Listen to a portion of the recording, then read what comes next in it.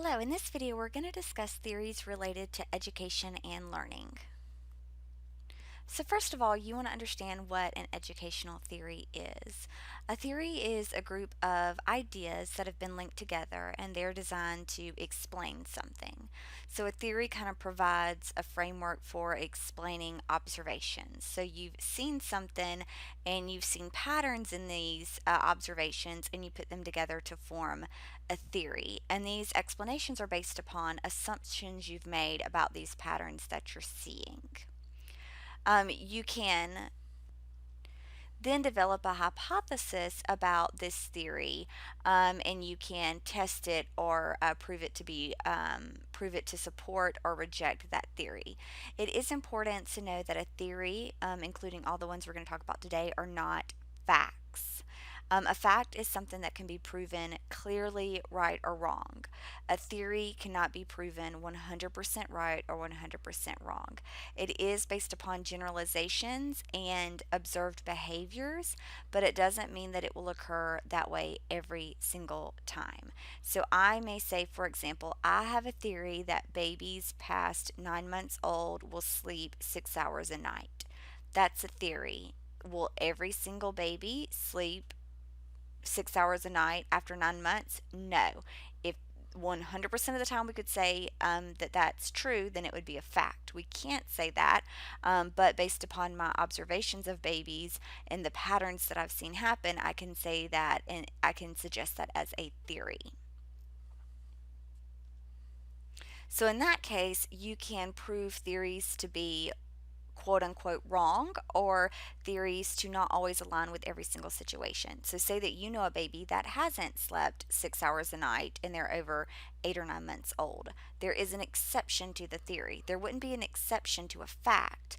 There can be exceptions to theories, however. And so, in this case, when we're looking at the theories in this video, know that they're not facts and know that there are exceptions to these, and you may know of an exception yourself. But they have been designed based upon observations over time and seeing patterns, so much so that they can make generalizations about learning and education. So, most educational theories, and especially the ones we're going to talk about today, will fall into three categories. You have your cognitive learning theories, which are focusing on how people think, remember, and learn. So, more of the mental process of memory, of thinking, of remembering, of learning, that kind of thing. Then we'll also talk about a couple theories that are based upon behaviorism, which focus more on how people interact with their environment, so more physical type behaviors. And you see this happen a lot with motivational, what motivates people, what motivates students, as well as behavioral management. So, what causes a student to want to misbehave or to do quote unquote good or quote unquote behave and do what you want them to do. So, rewards and reinforcements, that kind of thing, all fall under behaviorism. And then we'll talk a little bit about constructivism, which really doesn't fall as a third one. It's kind of embedded in cognitive learning, and it is the theory that believes that people create their own learning from their previous experiences that they've already had. They build their own learning versus learning just being innate to them. So let's get started on some of the most popular ones. We're not going over all of the educational theories. There are lots and lots and lots of those. So we're not going to go over every single one. We're just going to hit some of the highlights of some of the main ones. So let's start with the social cultural theory, which was made popular by a theorist named Lev Vygotsky. This came about or started being developed in 1934. Vygotsky was lived in communist Russia, and so he actually died at 37. But a lot of his work wasn't made public to the rest of the United States or the rest of the world or anything but communist Russia till after he died. So this theory is rooted in cognitive learning theory. So his theory is based upon about how people learn. And the main idea of this theory is that learning is social, and a person's environment and interactions, especially as a child, play a role in shaping who they become. And this includes the culture that they grow up in. So your experiences, your resources that you have as a child are going to impact your learning, your ability to learn now and in the future. And that also includes your culture. So So if you grow up in a predominantly Latino background, or if you grow up in a predominantly um, upper class, high socioeconomic background, your learning may develop differently than someone who lives in a different situation. So, some of the main takeaways that you'll see in education from this theory is that talking and reading to children enhances their academic abilities later in life.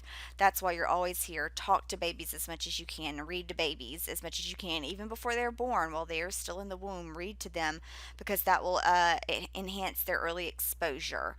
So, that's why we have programs like Babies Can't Wait, or The First Foundation, or Reading First, and all these different programs that are designed to give very young children resources in terms of books and literature and that kind of thing to be read to enhance their academic abilities now and later in the future. Also, students develop problem solving skills by listening and working with others as those adults or older people help to reason out solutions. So, again, that goes back to talking with children and young students. You have a problem, you talk them through how could we solve it, what are our options, what do you think would be the best option if we try this, what do you think would happen if we try that, what do you think would happen?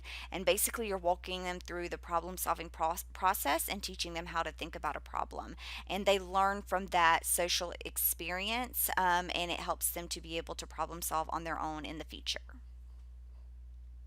So there's a couple of terms that are necessary to know about in regards to this social cultural theory. The first one is the zone of proximal development.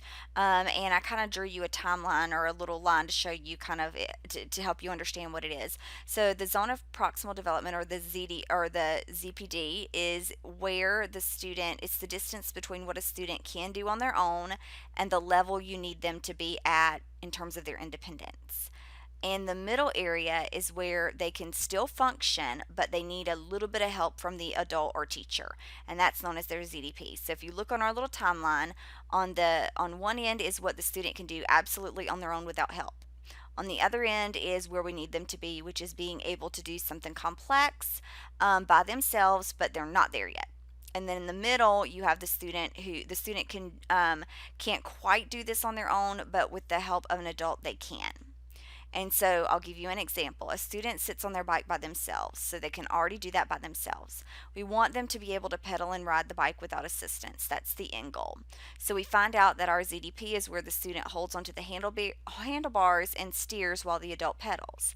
And so the goal is to move that ZDP slowly towards the end goal as much as you can. And so we start out with them being able to hold the parent holding onto the handlebars and steering, and then slowly you let the student hold on to, or the kid to hold on to the handlebars while you still steer, and then slowly you let go of the steering, and then the student's doing it, or the kid's doing it all by themselves. So you're slowly progressing them from where they can only do it on their own to where they can function just a little bit with the help of an adult, and then eventually slowly getting them to the point of independence to where they can do it all by themselves. So, scaffolding is another term that we throw in, and this is where, when I was talking about getting them through and moving them slowly through and pacing them through this progression, that is called scaffolding. And when you're trying to move the student from their current state to where they need to be, where they're able to function on their own. So it starts out with providing heavy assistance as the student is doing it. So heavily being involved, and then as the student's able to do more, they're more successful, they're more confident. You back off just a little bit and let them take a little bit more of the lead. And then after they reach that little milestone, then you start to back off a little bit more and then let them take the lead. And you slowly, slowly, slowly back off as they grow more confidence and take more of the lead until they're able to do it without assistance. And so again, the example here is holding onto the handlebars and steering as the student pedals, and then I slowly let go of the handlebars and the pedal, and then I slowly let them steer and I'm just holding on, and then finally I'm no longer holding on. So it's a gradual process. It's not just, here it is, you do it. I told you, I showed you how to do it, and now you can do it by yourself. It's a gradual process, and that is finding their zone of proximal development, their ZDP, and then scaffolding them through to the goal. All right, so let's go on to the next theorist, which is the cognitive development theory, starting in 1936. And this is by Jean Piaget, who is French. So you pronounce it Piaget. Piaget and Vygotsky, they're both cognitive theories or cognitive theorists, but you'll see their theories are similar in a way, but they're also opposite in a way. So I'll tell you about this one so you can kind of see where they're different. So the main idea with the cognitive development theory, and again, this is a theory based upon how people think and learn, is that intelligence or someone's knowledge develops as we grow, and we construct a mental model of the world. And children move through stages as their intelligence grows. So these stages are universal for all students, not based upon their culture or environment. So everybody's going to go through these stages regardless of their environment. The order of these stages is always the same, but the pacing may change slightly. So someone more advanced may go through these a little bit faster. Someone with more resources might go through these a little bit faster, but we're all going to go through these same stages regardless of any of our background. Any human's going to go through these same stages. And these stages are sensory motor, which is birth to about 2 years old, pre-operational, which is 2 to 7 years old, concrete operational, 7 to 11, and then formal operational, 12 and older. And again, these years and months on the timeline are not written in stone. It's around about ages. Okay, so let's look at each of these stages and the characteristics within them. So at the sensory motor stage, the goal is the interaction with the environment is based solely upon one's senses. So you think of little bitty babies, their senses and what they're focused on, what they can see, what they can hear, what they can taste, and what they can feel. They learn through trial and error. So, I cry and I get what I want, or I cry and I don't get what I want. That's how they learn. They are also learning to use their motor skills, so grasping, crawling, walking, that kind of thing. And the key term here in the sensory motor stage is object permanence. And I'll explain what that is on the next slide in a little bit. So then we move on to the pre-operational stage. So we're talking 2 to 7 years old. So like early elementary school. The language develops, being able to speak and develop language. You depend on the use of language to symbolize your thoughts. So instead of actually holding the objects and holding a bottle and shaking it when you are trying to tell somebody about a bottle, you would use the word bottle. You also, at this point, students are very egocentric, which means everything's about me. So, if you've ever been around a toddler or a very young elementary student, everything's about them. The conversation is about them. Everything is theirs. Everything is mine. Everything's about me. And again, that is part of their cognitive development. So then later we move on to concrete operational. So that's getting into upper elementary, middle school years. Students become more logical. They're able to think beyond just one point of view. Remember, we were very egocentric ahead of time before, and now we can see more people's point of view. I can understand where my sister's coming from. I can understand where my dad's coming from. When I'm learning in history, I can understand where George Washington was coming from. I can see beyond my own little world. I can understand. I can learn about the past. I can learn about the future and understand it on a timeline. I can understand what's happening in Europe, in Africa, in Asia, and in Antarctica. I can understand beyond my scope of my own little city, town, and world. I can understand events that I haven't seen or felt myself. So I start to understand, poverty if I haven't experienced poverty myself. I learn about discrimination in history. Maybe I haven't experienced that myself, but I can understand the concept. So you're getting to understand these concepts. And then you still need, at this point, physical manipulatives to understand advanced concepts. And you see that a lot in math. So still in upper elementary and in middle school, when learning new concepts in math and in science-based activities, you still need those labs and those math manipulatives to be able to see the problem before you can do it abstractly and just, think of the answer. That is why when we teach multiplication and addition, we get out those little manipulative cubes or gummies or whatever you're going to do and let them see the math, let them see adding, let them see subtracting before we just learn the facts in our head. Then we move on to formal operational, which is 12 years or older. So we're getting more late middle school into high school and adulthood.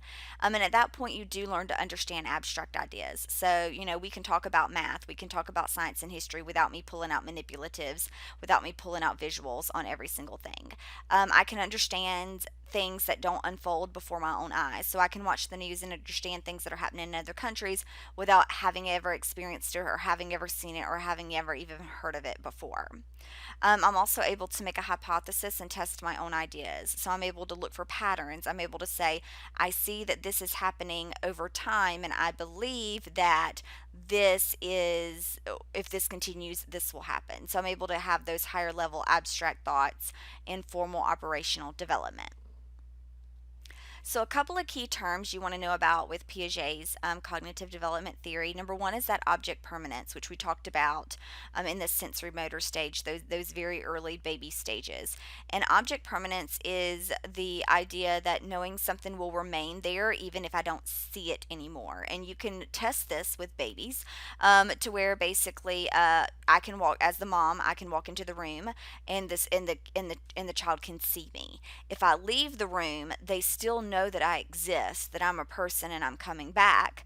But even though they're not right in my line of vision, and that is, a goal of the sensory motor stage. Another way you can do this is to have a bottle or a toy or something, and you show them the toy, and then you hide it. And if they are, kind of looking for it and and they know that it's still there, they just know it's out of their line of vision.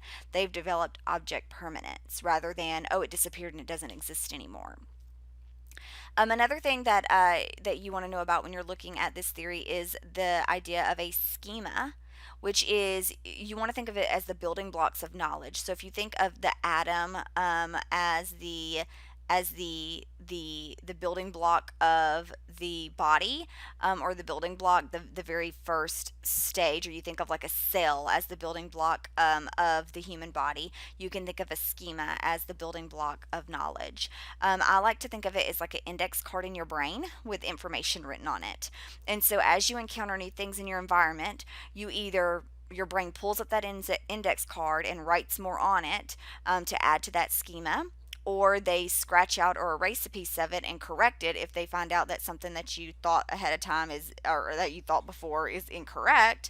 Or you say, I have nothing in my brain, no index cards related to this concept, so I need to pull out another index card, a blank index card, and write my information on it and store it somewhere else in my brain. So that is the way that you can think of as a schema, are these little pieces of knowledge in your head that you can edit as you interact with new environments, and prove them to be false or true. And then you can also add to them or just create a whole brand new one. Another concept that's important to understand with this cognitive development theory, which again focuses on how people learn and retain information, is the idea of assimilation and accommodation. And these two kind of work together, and they kind of work with the concept of a schema, which we just learned about. So, say with a simulation, I'll kind of give you an example to let you see what it is. So, with a simulation, say that I have a schema or a brain index card for something, and I am going to apply it to a new situation. So say that so as an example, I have a yellow cat at my home, and I know that it is a cat. My mom has taught me that this yellow object in my house that's meowing around is a cat. So in my head, I have this picture of my own cat, and I have the word cat on it. And so I go to my grandma's house, and I see that she has a gray cat. And so I see it as the same thing. They're both four-legged animals. They're both furry. They're both meowing. And so I say, "Oh, Grandma, you have a cat." And so in my brain schema, I can add to my schema and say, okay, well, cats can be gray or yellow, and they both meow and they both fur and they both have fur and they both have four legs. So a simulation is adding to a schema that you already have. Accommodation is a little bit different than that. It is based upon having to change a schema that you already have because it doesn't fit that particular situation. So, for example, I see a horse at my cousin's house, and it's furry and it has four legs. And so I pull out my brain index card and say, oh, what do I have in my brain that says it's furry and it has four legs? Oh, the cat index card. And so I'm looking at the cat index card and I'm looking at this horse and I'm going, these things don't match up. It's not quite the same. And so I call it, I say, oh, is this a cat? And my mom says, no, it's a horse. And so since the horse does not match the same brain schema index card that I already have for a cat, I have to make a new one for the horse. So, hopefully, from this, comparing Vygotsky and Piaget, you'll see that they talk about the same things. They're studying the same things, but they do so a little bit differently. Vygotsky focused more on the interactions and more on. And someone showing advanced learning and teaching the person what to do, the younger student what to do, while Piaget focused more on the student learning through doing it themselves and what happens in their brain while they are learning. All right, so let's move on to a little bit more of a recent theory, which is reciprocal teaching. The main theorist was Anne Brown. This is still cognitive learning theory because it is still talking about how people learn and retain information. And the main idea of this theory is that using the scaffolding methods that we just learned about with Piaget, moving students along at their pace of giving them just taking them just to the point to where they can barely do it themselves, giving them help, and then taking them to the next checkpoint. Educators are able to teach readers strategies to help them read independently. And this involves the process of predicting what's happening in the text, clarification, so asking yourselves questions to make sure you're understanding what's happening in the text, summarizing what you read, and then generating questions to help you understand the whole picture. And this follows Vygotsky's scaffolding method, as the teacher will model the teaching strategies first and then practice with the students in a large group, and then let the students practice among themselves in a smaller group, and then finally letting them do so independently. So you're moving from heavy teacher focused eventually down to where the students doing it themselves. So here's a graphic of what it kind of looks like. And again, this is mainly focused on reading, but it could work with other elements of teaching. It could work in history, it could work in science, it could work in math. But so to begin with, the teacher teaches the students to predict what the text is going to be about by looking at the images, by looking at the headers, by looking at the pictures, basing it upon what they already know. So we're predicting what's going to happen in this book or in this text. Then we clarify by reading important vocabulary before they read the text. And so this is the important piece of teaching, pre-teaching vocabulary. So teaching them words and concepts they might not know so that when they get into the reading, they already know them and they're not confused by trying to read and learn a new vocabulary word at the same time. So then, as they go through the reading and right after reading, they're going to be questioning and asking themselves questions as to, what is happening in this story. What do I understand? What's happening in this story? What is happening in this text? How do these things relate? That kind of thing. And then lastly, they're going to summarize what they learned to be able to retell and make sure that they can retain and got the overall main idea. So, with this, think about some of the lessons that you've conducted, maybe on your own, or if you've been a student, lessons that you were a part of, and see, did you do any of this process while you were learning or reading? Did you predict? Did you clarify? Did you ask? Did you make sure you could understand the vocabulary? Did you summarize what you read, and how did that affect your overall understanding of the text? All right, so let's switch gears and talk about Maslow's hierarchy of needs, which is a little bit different. It's not a cognitive theory, it is a motivation theory. So it's why students are motivated to learn or motivated to do things. And it works a little bit more with behaviorism than it does with how people learn or think. The main theorist is Abraham Maslow. This came about in the 40s, and this is something definitely you'll hear about later as you complete your courses. The main idea of this theory is that people have basic needs that have to be met before they're able to move on and move forward to more sophisticated needs and functionality. And this theory has been used a lot, and you'll actually see it when you become a teacher. You'll see it happening day to day in your classroom. The theory implies things like if the student does not have consistent food or shelter, they're going to have difficulty in school because they're not going to be able to focus or commit to abstract thinking and learning if they're struggling to, with hunger or with shelter security or those type of things. And this was also another reason why. This was also another reason why the free and reduced lunches were created, because this theory helped show that there is a need for students to have food, have shelter, have all these basic needs met before they're able to really be successful in school.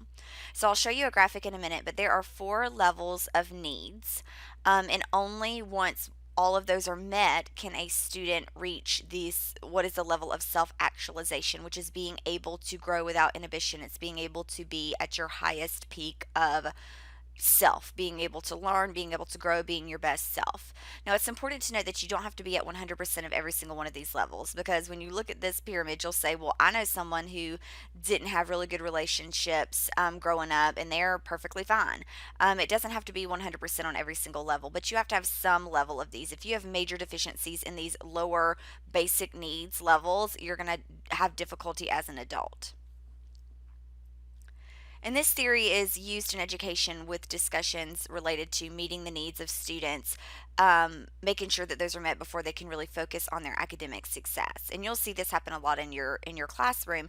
You'll have a student come in who's hungry, who's tired, whose family is in disarray, and they can't focus on their work. They have trouble being successful. They have, sometimes they might even say, why is this important? Why do I care about this? Because again, their mind is on other more dire things, and that all aligns with Maslow's hierarchy.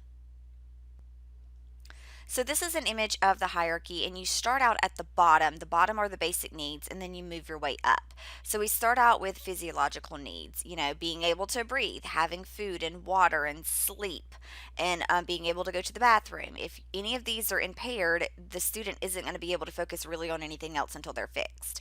If you're really hungry or really need water or you're not able to breathe, you're not really worried about anything else other than those things. Then once those are met, you move up to the safety level, and that's, being able to have security of your body. If you're older, having employment, having money, having the resources that you need to survive.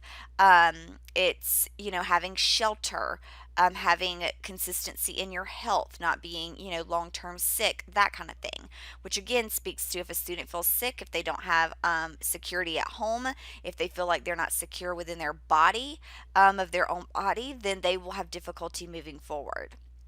The next level is love and belonging, which is being able to make relationships with friends and family, which again you'll see that students really struggle making friends if and having good relationships if they are focused on food and water and breathing and sleep and having a shelter. Their relationships can be on hold until those get those taken care of.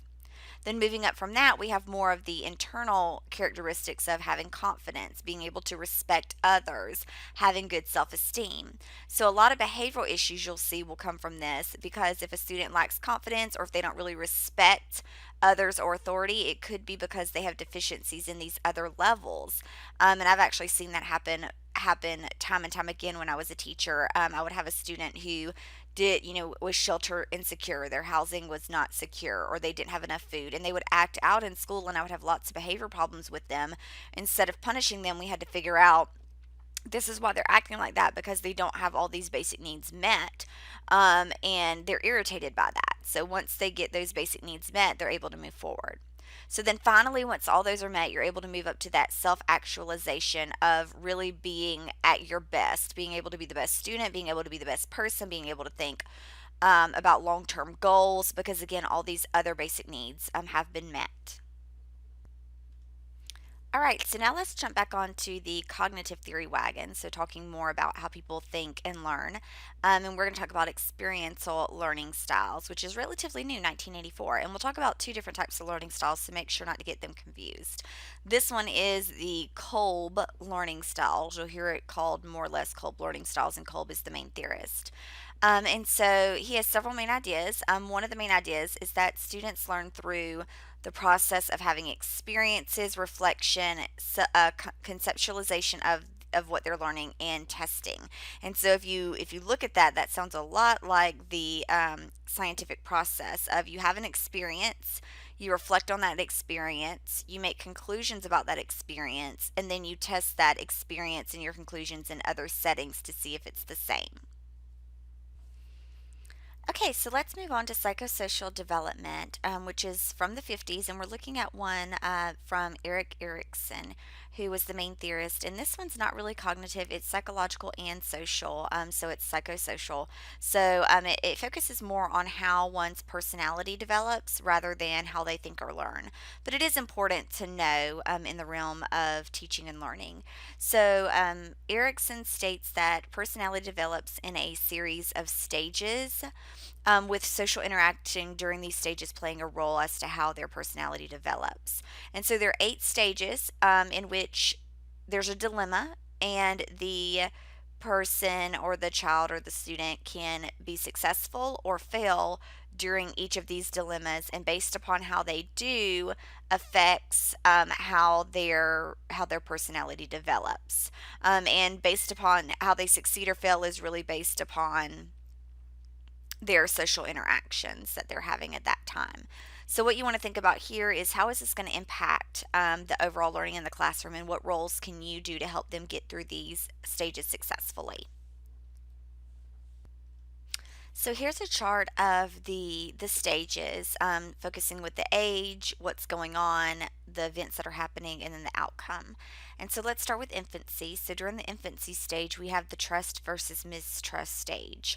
And during this stage in their life, they're completely dependent, and completely on having to trust others to be taken care of. So, with an infant, you're having to have someone change your diaper, you're having to depend on someone to feed you, which is the biggest issue. You're completely dependent on someone else. And if they're successful in navigating through this stage, they develop a sense of hope, that others can help you, that you can depend on others, that type of thing. Now, if they fail to get through this stage and they're, mistreated as an infant, then often they have difficulty later on with trusting others because they did not get that consistency when they really needed it as a child. So then moving on to early childhood, which is still toddler age, still before they start school. You go into the autonomy versus shame and doubt stage, and this is when the big thing here is potty training. And so you're learning to take some control over your own body, and have pride in that and have independence in that. But if you are not successful, or if you have difficulty with this, you can have issues with developing shame or low self esteem or that kind of thing. And the outcome here is your own will. So, I can will myself to learn to take control over my own body, and in doing so, this would help. This will help them be able to be more independent and successful. So then let's move on to the preschool stage. So this is, when you're early elementary, 4 or 5 years old. This goes into initiative versus guilt, and this is when students start to explore their own resources.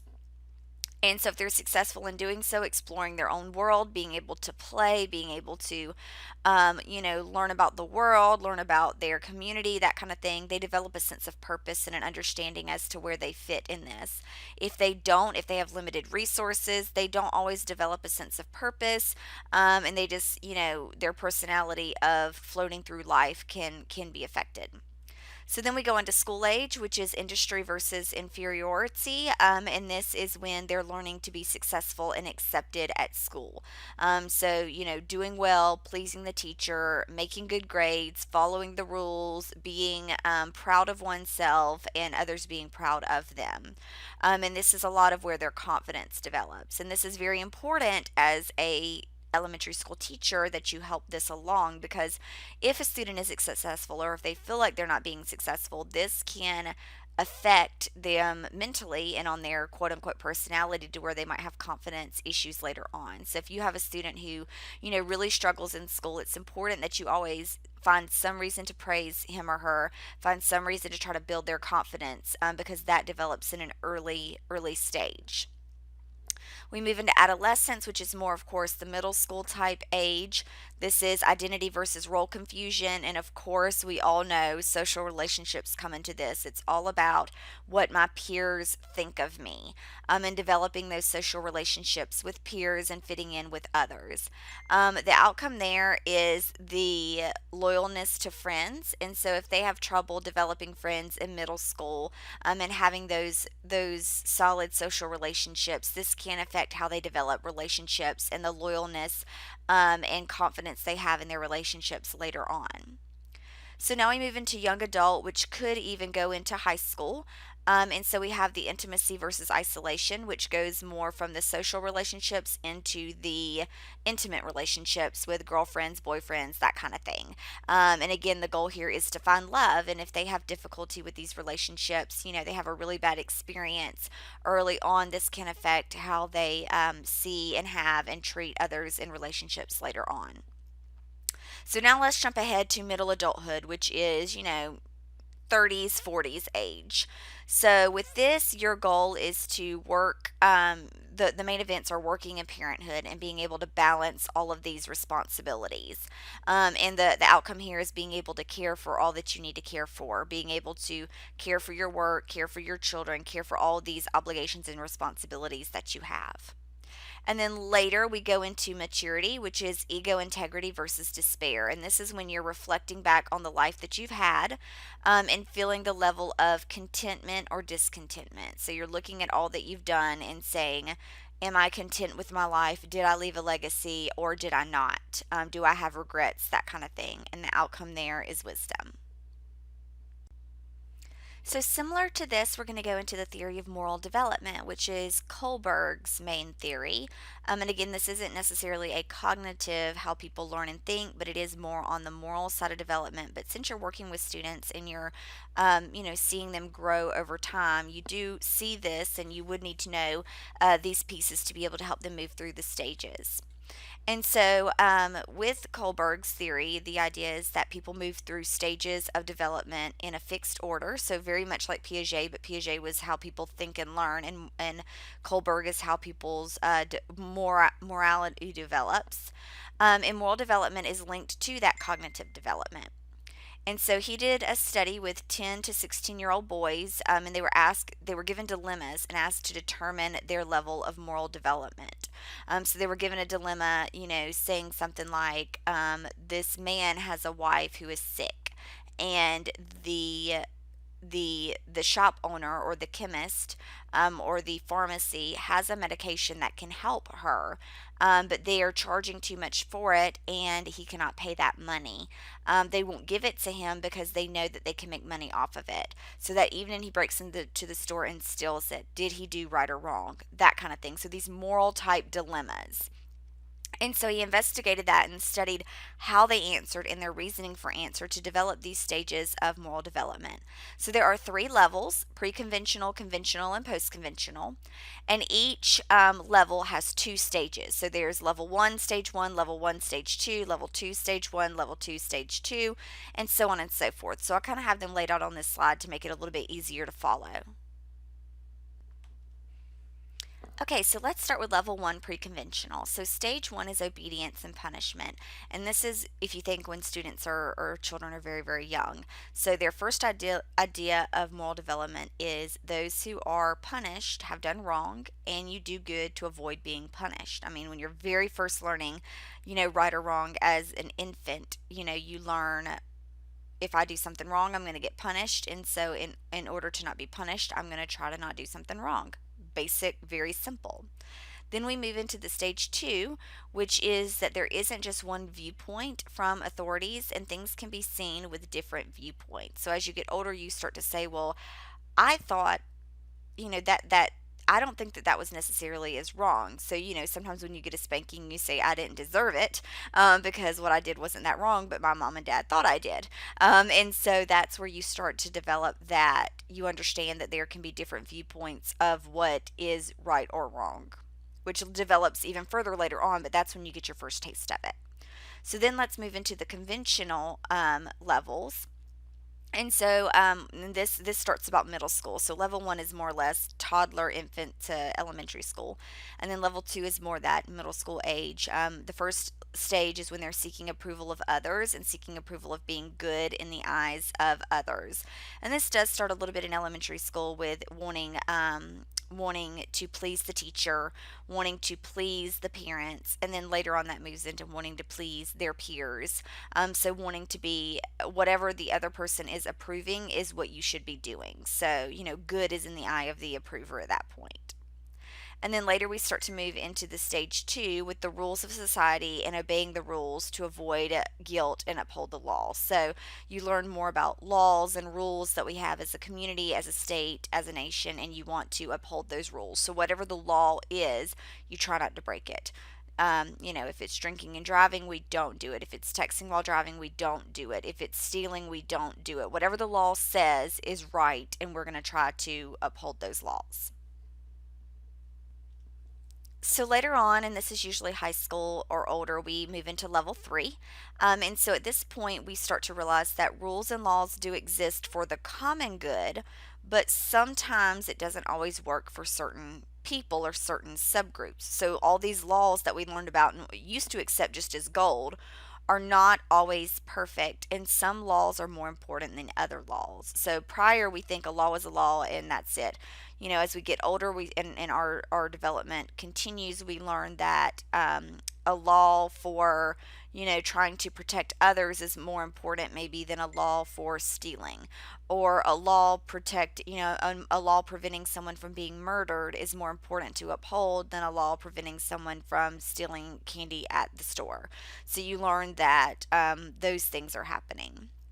And then later you add in the social justice element, and this is the last level, the most developed level, where you learn and you start to develop your own personal moral guidelines, which may or may not align with what is quote unquote the law.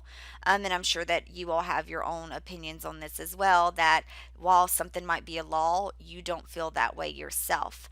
And this has to deal with justice and equality. And so this is where you're able to look at something and say, hey, that's just messed up. That law, that the way that the society handles this situation is just messed up. We shouldn't do it this way. Yes, it's law, but it's not right. And being able to make that distinction, and having developed your own sense of moral development because you've reached that highest stage of what you believe to be good or good and bad, and being able to compare it to what is in our current society. So, as you're doing all this, you want to make sure to think about what level you're teaching and what level the student is at in their moral development, and how that might affect your classroom management practices, how students might behave, how they might act out, how you might get them to do what you need them to do in terms of behavior. You might want to look at what level they're probably going to be at and use that to your advantage. All right, so now we're moving into the multiple intelligences theory, which is the other um, learning styles theory that we'll talk about. And this one's very popular. I'm sure you've heard of this one. And it's relatively new. It's from the 80s. It's by Howard Gardner. You'll often hear it called Gardner's Multiple Intelligences. And this theory is based upon the idea that intelligence cannot be measured in just one way. So this idea of having someone having a one number IQ is not sufficient. Instead, Gardner says that there's not just one general type of intelligence. People have different strengths in their intelligence, and they usually prefer to learn in that way. Now, that doesn't mean, and some people take it to an extreme and say, well, the theory says that the person can only learn in their main focus. Instead, what it is saying is that they do have a preference, or they might catch on to a new concept by learning in it this way, but it doesn't mean they can't learn in other ways. So the eight listed types of intelligence, and I'm sure you've probably done an intelligence quiz that told you which one you were, are linguistic, so people who are good with words, writing, and speaking; logical, mathematical, which focuses more on puzzles and being able to do a lot of reasoning; logical thought processes, that kind of thing. We have spatial, so people who are good with patterns or interrelationships between groups. They do a lot of, these people tend to do things like drafting, architecture, that kind of thing. You have bodily kinesthetic, which are great with physical movement, dancing, that kind of thing. We have the music, Musical intelligence, we have the interpersonal, which is the social side of things, understanding other people. Then we have the intrapersonal, which is reflective and understanding yourself. And then we have the naturalist, so being in tune with nature and the outdoors. And those people end up doing things like biology, botany, that kind of thing. And so this theory is often used in education when differentiating instruction. So when we're doing activities, often we make activities that lean towards different types of intelligences so everyone has their chance to shine. All right, so now let's jump over to operant conditioning, which is a very pretty big shift from what we've just been talking about the last couple of slides. We've mainly talked about cognitive theories, how people learn, and we've mainly talked about some motivation theories as to what motivates them to move forward as via their personality or via their moral development, that kind of thing. So now we're going to shift into behaviorism, which is focused more on why people react. It's more of a natural state of things, and it's more physical than mental. And so there's lots of theories that fall under to the that fall under behaviorism, but we'll just talk about one main one that affects education, which is called operant conditioning, which is made popular by B.F. Skinner. And the idea is that there are consequences of a response determine if that behavior is likely to be repeated. So if I do something and the response that I get is good, I'm more likely, or I like that response, I'm more likely to continue, rather than if I something happens and I react to it in that, and what happens afterwards, the consequence I have for my reaction is negative or something I don't like, I'm less likely to do it. And this gets into the idea of rewards and punishments. So, if I am rewarded for my behavior, then I am more likely to continue to do it. If I am punished for my behavior, I am more likely to not do it. And so, again, this you can see where this is starting to go. This is starting to go into the behavioral management side of things, the classroom management side of things. So there are some key terms here that you want to understand because it isn't always what we think. And so you really have to make sure that when you're looking at these definitions, you use them in the scientifical sense, which is what we have here. So when we use the word reinforcement, we are talking about a reward, something positive, something we like. Punishment, we're talking about something we don't like. So not rewarded, not getting something we like. And then when we say the word positive, we often in our minds think it's something good. That's not what we're defining it here. When we say positive, we're thinking something is being given to the person. When we say negative, that means something is being taken away. So you'll see in a minute with these definitions, when we say negative, we often think, well, it's bad, and it isn't always bad. It could be something being taken away that is bad, which is actually a positive thing. So make sure you understand those. So now let's talk about positive reinforcement. So using our definitions, positive is something being given. Reinforcement is a reward, so a positive reward being given. So you're given a reward for doing something you want to do, or for doing something good, like a treat or a piece of candy or that kind of thing. Or, a shopping spree for those of us that want to do that, a fishing trip, that kind of thing. Okay, so then we move into negative reinforcement. So negative is something being taken away, and reinforcement is a reward. So something is being taken away as a means to a reward. So in that case, something that you don't like is being taken away in order to reward you. For example, if you're good in school, you don't have extra homework. Or since you made all A's, I'm not going to make you cut the grass this weekend. So something you don't want to do is being taken away in order to reward you. So now let's go into punishment. Positive punishment. Positive is something being given. Punishment is not being rewarded. So you are given something you don't want because you're not being rewarded for what you did. So in that case, you're given something you don't want, like a spanking, because you didn't do what you're supposed to do. Okay, so now we have negative punishment. Negative punishment is something being taken away, so that you're not going to be rewarded. So you didn't do something right, so we're going to take something away. And in that case, it might be, you didn't do something right, so I'm taking away your cell phone or I'm taking away your Xbox or whatnot. So you see, these are all different types of reinforcement and punishment, and all different strategies, really, you could use in conditioning someone or getting them to behave in the way that you want them or need them to. So your thought here, as a teacher, is to think what grade levels and ages of are gonna be affected most by this.